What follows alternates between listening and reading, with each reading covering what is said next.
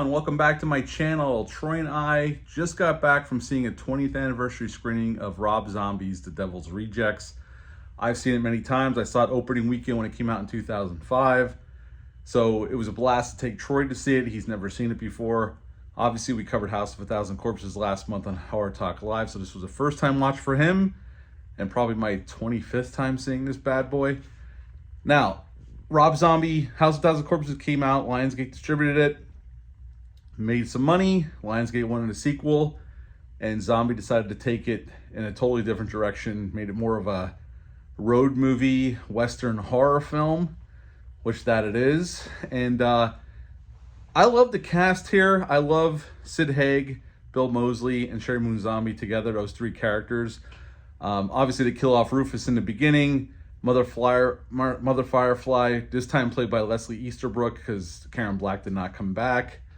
And she spends the screen time she has mostly in a jail cell until Wydell, played by William Forsythe, kills her towards the second half of the film, going into our finale. Michael Berryman shows up, Ken Foree. We have a bunch of character actors, horror character actors and whatnot. Jeffrey Lewis, Priscilla Barnes, Lou Temple, tons of character actors. I like that they get them out of the house and onto the road. I liked it when I saw it in 2005, and it still holds up to this day.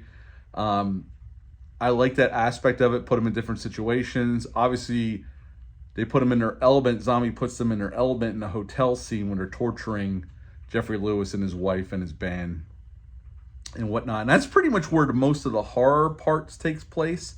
Definitely gives that, some of that flavor from House of a Thousand Corpses, the torturing and whatnot. And then we're back on the road and they take refuge at Charlie's, and then they send out Diamond Dallas Page and Danny Trejo after them.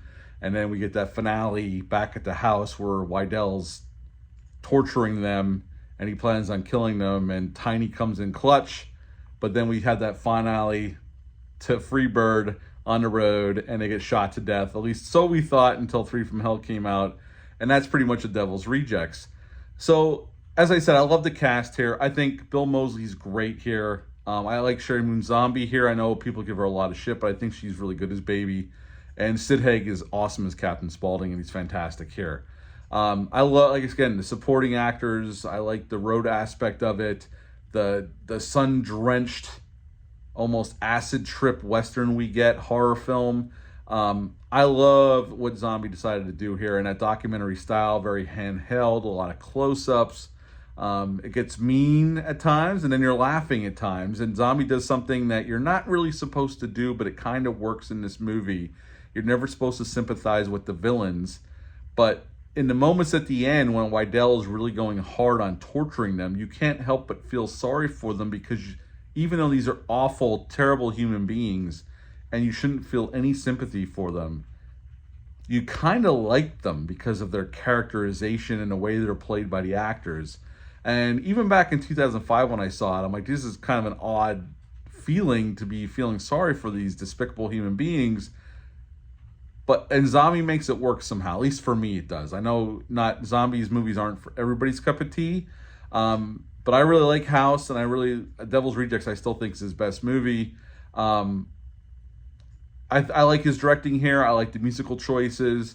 There's a lot of earworms in this movie in terms of rock music from past decades.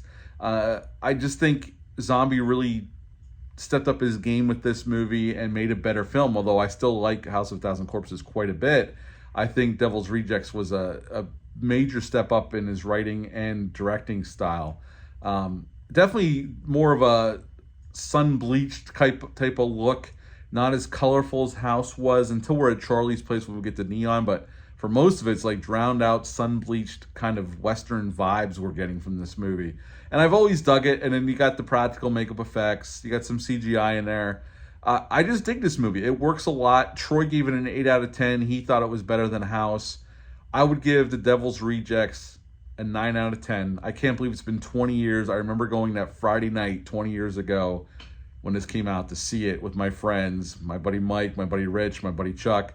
I remember walking out high off the movie, and we all dug it. And it's been a while since I've seen it, and it still holds up. It played really good on the theater screen. Seeing on the big screen even though I saw it once on the big screen, it was really cool to see it once again. I know they're going to be playing it again on Wednesday. If you're a fan of this film, I highly recommend it. Checking it out on the big screen. It was very cool. 9 out of 10 for The Devil's Rejects. What are your thoughts on this movie? Leave a comment down below. Let me know. Hit the thumbs up, hit the subscribe button, share this video. I greatly would appreciate that. That's it for this one. I'll be back soon with some more reviews. But until next time, bye.